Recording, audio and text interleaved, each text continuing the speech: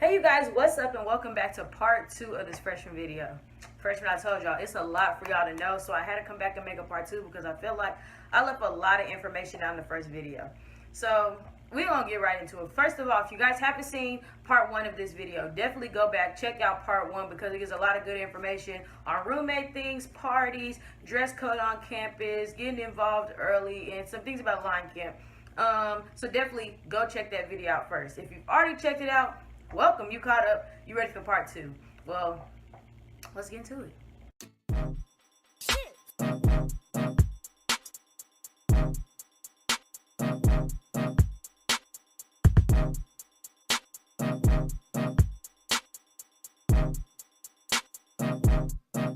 Fuck you thought.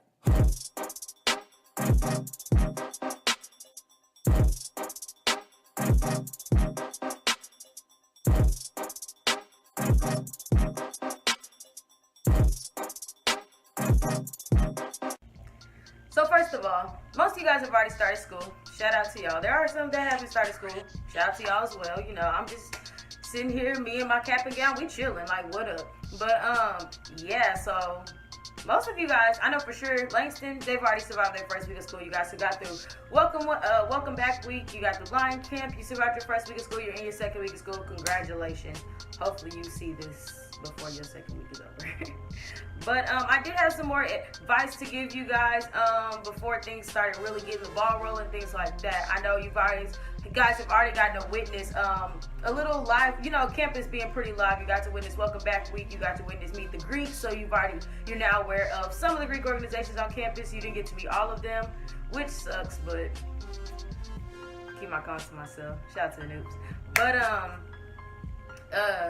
you didn't get to meet all the Greek letter organizations on campus because we still got Meet the Musical Greeks coming up where you meet the last 4 Greek organizations on campus. But because I paid my money to Langston, so when they say Langston, it includes me too still, whatever. But anyways, so definitely still have some Greek to meet, and then you guys got to witness like your first real Langston party, I guess you would say. I heard it was open this year and it looked pretty lit, so shout out to y'all.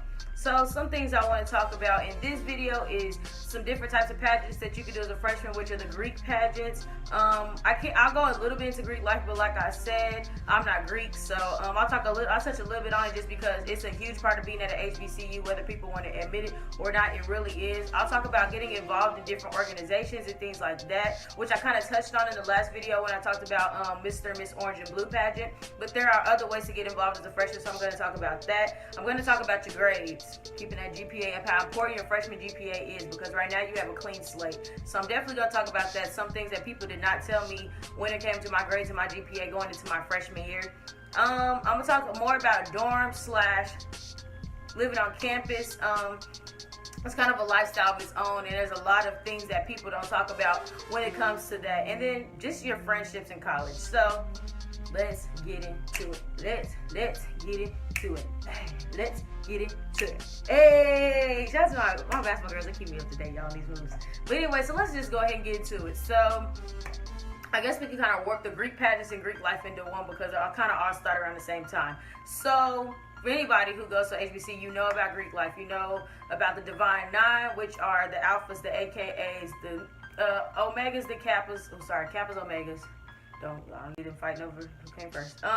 The Kappas, the Omegas, the Deltas, the Sigmas, the Zetas, and the SGROs. And we don't have them at campus, but the Iotas. We do have them in the state of Oklahoma.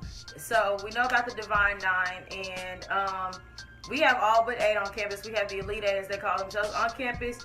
And you see like their monuments and things like that on campus. So the Greeks do a lot of different things on campus. The first thing you got to see the Greeks do is Meet the Greeks, which is actually grown since I've been at campus. When I was first at Langston, it was just right in front of Sanford Lawn and on the steps of Sanford. And I'm really actually glad they moved it because, one, we used to get yelled at because you couldn't be on the stairs if the Greeks were up there, but then all the Greeks would try to be on the stairs, and the Greeks that were stepping didn't have enough room, and they ended up stepping on the ground and couldn't nobody see. I'm glad they moved it. I'm glad they moved to a bigger venue, got the stage to where people can actually see the Greeks and enjoy, you know, their show. Their show don't go in vain. We actually can see it. So I like it. I like that they played it up a little bit and did something nice to it. I really do. So some, you know, older Langstonites wouldn't agree, and that's fine. You know, everybody's entitled to their opinion and what they do like. But I personally like the new Meet the Greeks setup and how it's ran now. But that was kind of the first glimpse you got to see of the Greeks. You'll see them strolling on campus. You'll see them out at their monuments, you know, for prayer, different things like that, just kicking it, gathering around, whatever. And then everybody knows November and like April-ish area is probate season, so you'll also get to see some probates. I don't know who, that ain't my job to know. Just be there when it happens. Go support your friends or whoever you may know that's worked hard to become part of those Greek organizations. You know, go support them and cheer them on as they, you know, present what they've been learning to y'all. Something that also the Greeks do are the Greek pageants, and everybody, I think, but the Zetas and SG Rose have a pageant, if I'm not mistaken, but that, I could be wrong. I know the very first pageant is always the Alphas pageant for different reasons, and so that is something you can do as a freshman. If you don't win Orange and Blue, or even if you don't participate in Orange and Blue, you can still go run for those Greek pageants. So, you know, there's a few babies that I had that did the Orange and Blue pageant that are now kings and queens of Greek organizations. Mr. Ivy League did Mr. Orange and Blue, and he didn't win. It was just Jarrell Smallwood. He won Mr. Ivy League. He's the current Mr. Ivy League. There's a Kaya Graham, who sits on the Crimson and Cream, which is the Cream Court, which is the Kappa's court. She won. She placed in their pageant, so she sits on their court. She did Orange and Blue, didn't win. So there are opportunities for people that did not do Orange and Blue to go do Greek pageants as a freshman and win. Now, granted, as a freshman, you cannot do Mr. and Miss Langston. You can't do Miss Black Langston. But you can go run for those Greek pageants. So definitely run for those Greek pageants. Now, also with Greek life, just some things in general that no one told me, but I kind of figured out on my own. Don't mimic what you see at all. We know that your mama may be a Delta, but you're not a Delta. So when you get on campus, you can't be throwing up your sign, you know, whatever. Your mom may be, your dad may be a Kappa, but you're not a Kappa. So, you know what I'm saying? Don't mimic what you see. Stay, you know, just out of respect. Stay away from their monuments unless you have their permission. Usually I go kick it like on a Sigma monument, but I'm with a Sigma or a Zeta and I have permission. Or I'll be with the Kappas and I have permission. Don't just go find yourself chilling on somebody's monument because you cool with Bam Bam and he crossed in 94 and he don't even still go to Langston. Like, you know what I'm saying? Just respect their minds, respect their organizations. You know, you can't wear their parry, of course. I don't even think you can't buy it, I don't even think. But you can't wear their parry, you can't throw up their sign, you can't make their calls, you cannot stroll with them, you can't sit on their monuments unless you have their permission. You're not part of the organization. So just some FYI stuff with Greeks, and discretion is everything. Let's talk about getting involved, since we're kind of talking about Greek life, and that's another way to get involved is to do those pageants or, you know, become part of those Greek organizations. But not saying you need to already be involved to become part of those Greek organizations. In some way, form, or fashion. Like I said, the first way for most students to get involved is freshmen get involved in the Orange and Blue pageant. But outside of that, the most popular way and the most well-known way the students get involved is through Student Activities Board, or SAB, general body. And so usually the SAB, first of all, SAB, and I don't know if I talked about it in my last video, but SAB is the Student Activities Board. They're involved. I mean, they are responsible for Welcome Back Week, Homecoming, Spring Week, and any events in between. Welcome Back Week is the very first week, Homecoming, and then Spring Week is the very last week. And you also find, rewind to Greek life, spring semester, do not overload yourself with classes because there's a Greek week every week and I promise you're not gonna make the class sometimes. And daytime parties, stuff like that, you're gonna want to kick it. So be smart about that, and you'll see more about that in the spring. So prepare yourself. But back to getting involved. So when I first came to Langston, like I said, I was not a freshman, but I was a junior, and my first way to get involved was actually to join an organization called Heart to Heart. Heart to Heart is a Christian women's organization that really just uplift each other, pray for each other, and just make sure that each other is good. We keep each other rooted in Christ, and we're all just Christian women looking out for each other. That was the first organization I joined for a few different reasons. A lot of my friends that I already knew were part of that organization. I am a PK, and so I already had that Christian background. So to have that support system while I was at Langston was dope. So that was the first organization I joined. But I joined that in the fall. But in the spring, I joined SAB, and I met a lot of people on campus. SAB is a great way to meet a lot of administrators, a lot of students, a lot of student leaders, and you learn a lot. Little do people know, I didn't realize how much I learned at SAB until I graduated. You learn a lot in SAB. And so SAB, granted, of course, you guys will welcome back week. You weren't here, but I know that they'll have general body meetings and things like that, to where you can help with homecoming and spring week and different events in between. If you have an idea but you don't have an organization to back it up, SAB is a great organization to take those events to, and you can help them plan it, things like that.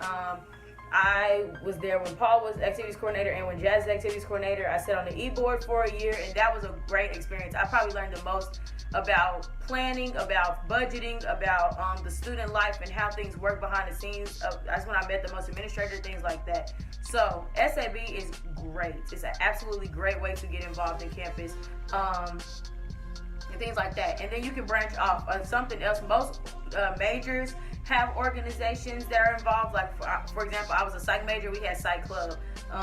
Before I knew about psych club, I was in sociology club, because I feel like it was the closest to psych club. So there are things you can do to get involved in campus. And if you don't feel like getting involved your first semester is what you need to do, that's fine too. Some people come in, focus on their grades, and then get involved. That's okay. There's nothing wrong with that.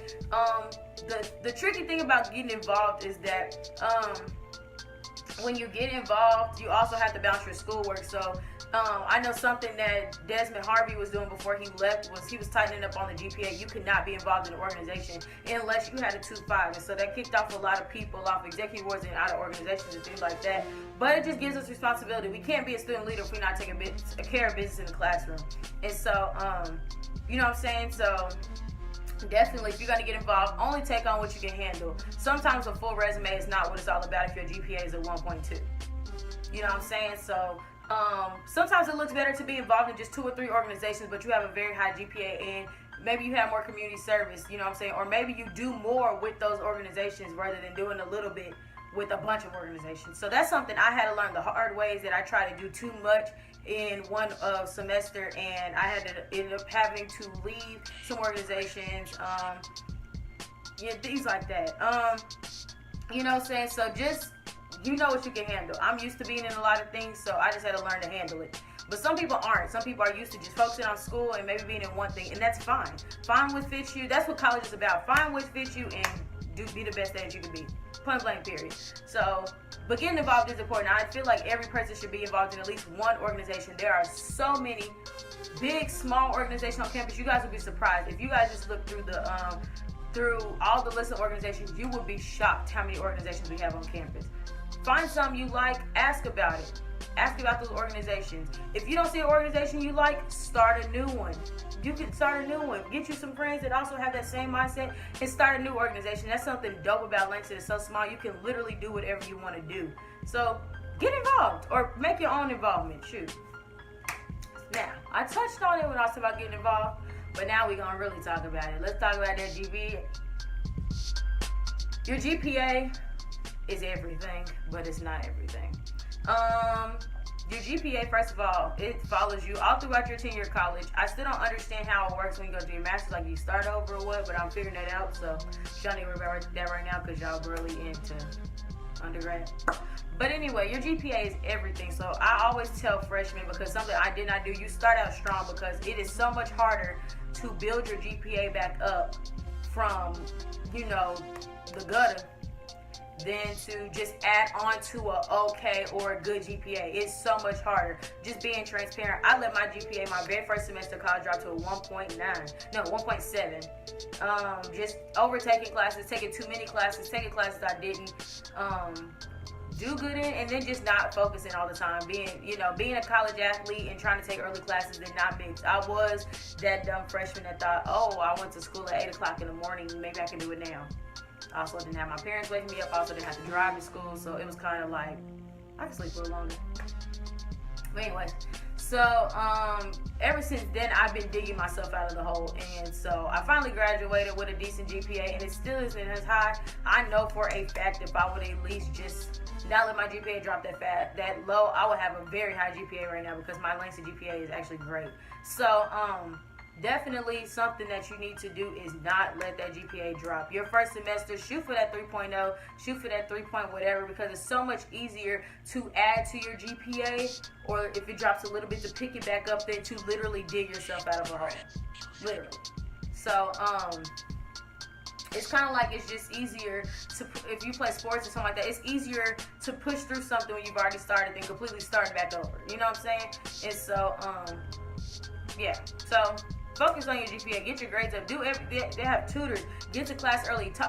Make friends with your teachers. I ain't talking about BFFs, but some teachers will give out their phone numbers, things like that. They'll give you extra study. They're available till a certain time if you want to call them. I know my advisor, Dr. Montgomery, around finals and midterms, and when we got into our harder classes, she gave us her cell phone number, and anytime we called her and had a question, she answered the phone.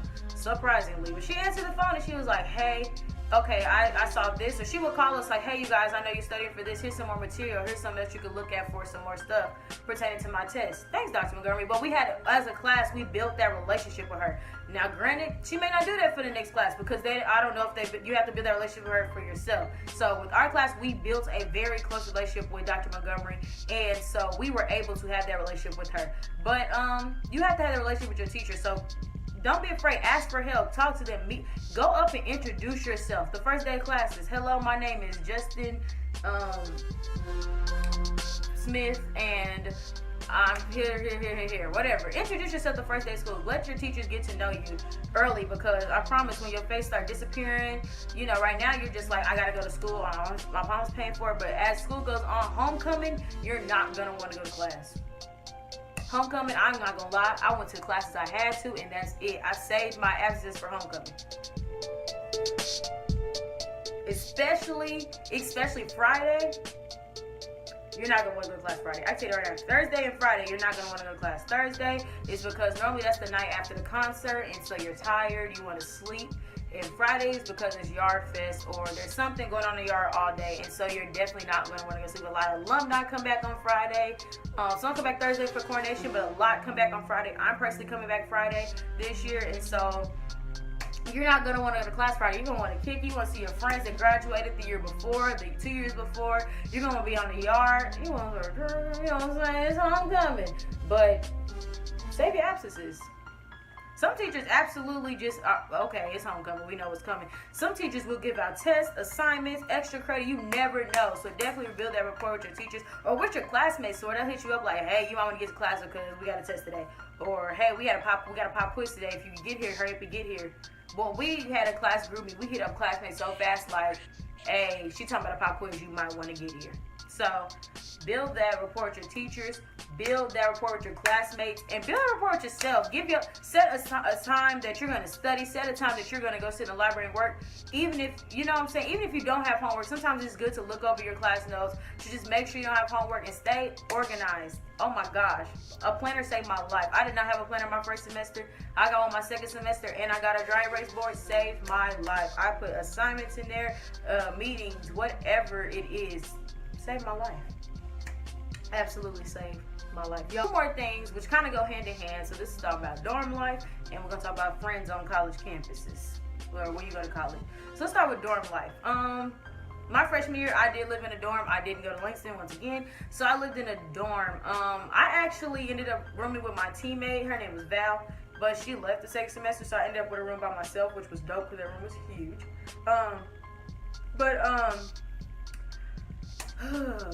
I would say this, everything ain't for everybody. Everybody is not, freshman year, 9 to the 10, you're gonna have a roommate. If you don't, you're blessed. Most people cannot get singles their freshman year.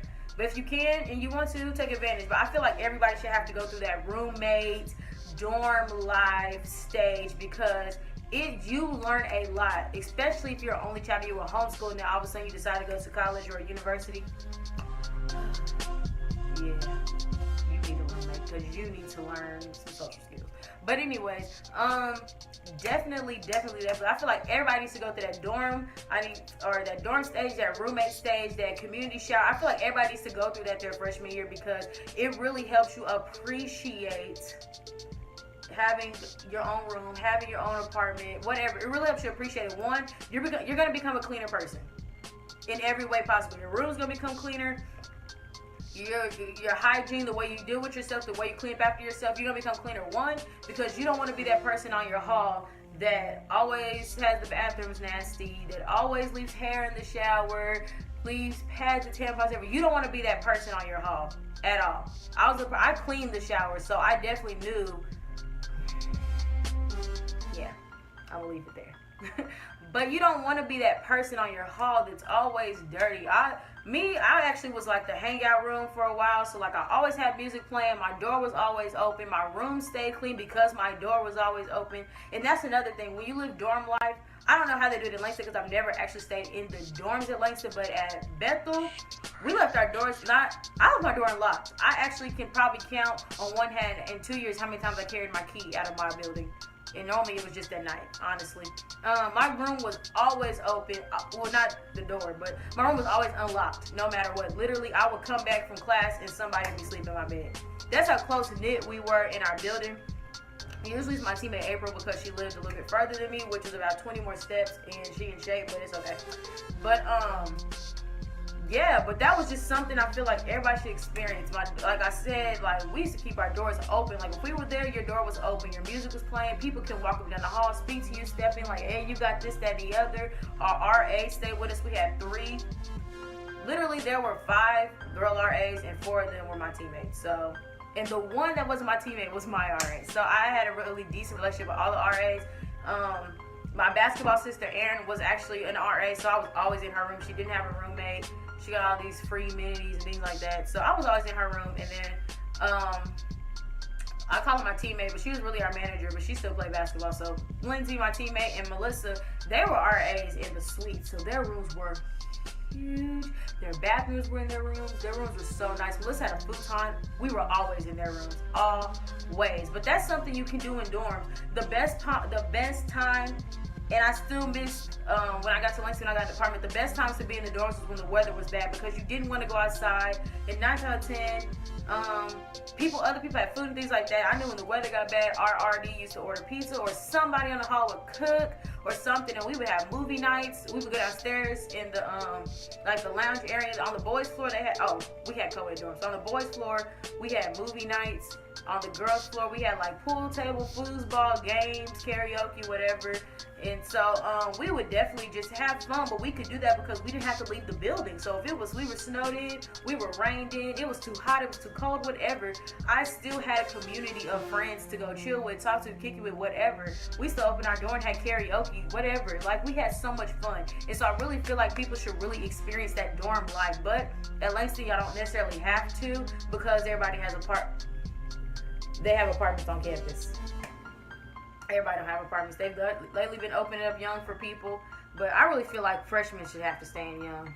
Kill me now. I don't care. I really do. I feel like that's an amazing experience that people say they don't want to,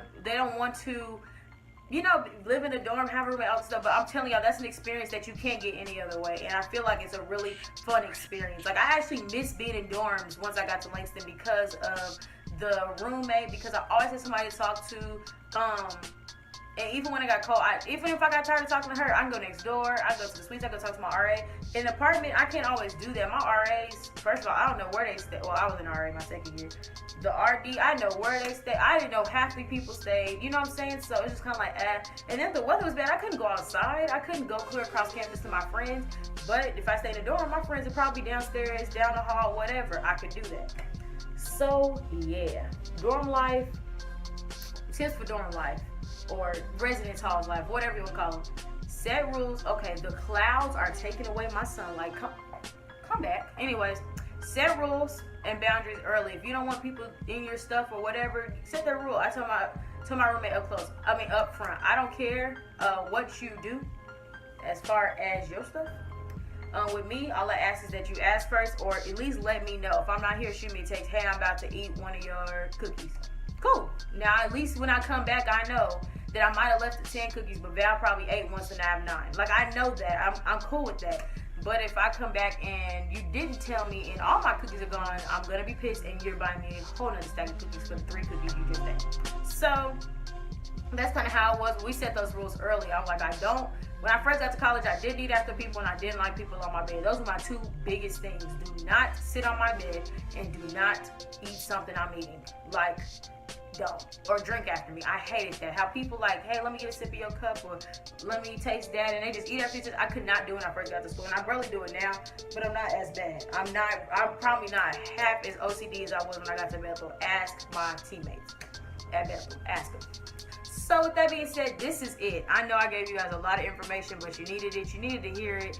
And I really hope that you take it, internalize, make it what you need to make it, and move on. If you guys have any questions, you can comment down below. You can hit me on all my social medias, which are going to be linked down below, as well as if you guys go to my main page, all my social medias are linked there as well. My Snapchat, my Instagram, my Twitter, my Facebook, my new Facebook like page. Check that out. And did I say Snapchat? Pinterest. Hey, you never know. If you guys have any ideas or questions about my channel, I've created a Facebook like page, which is linked to my main YouTube page, to where you guys can comment, see videos as they get posted, things like that. Definitely check that out. Go like that page. Go share that page. Share my videos. That is all. I really appreciate you guys for chilling with me in Jay's closet.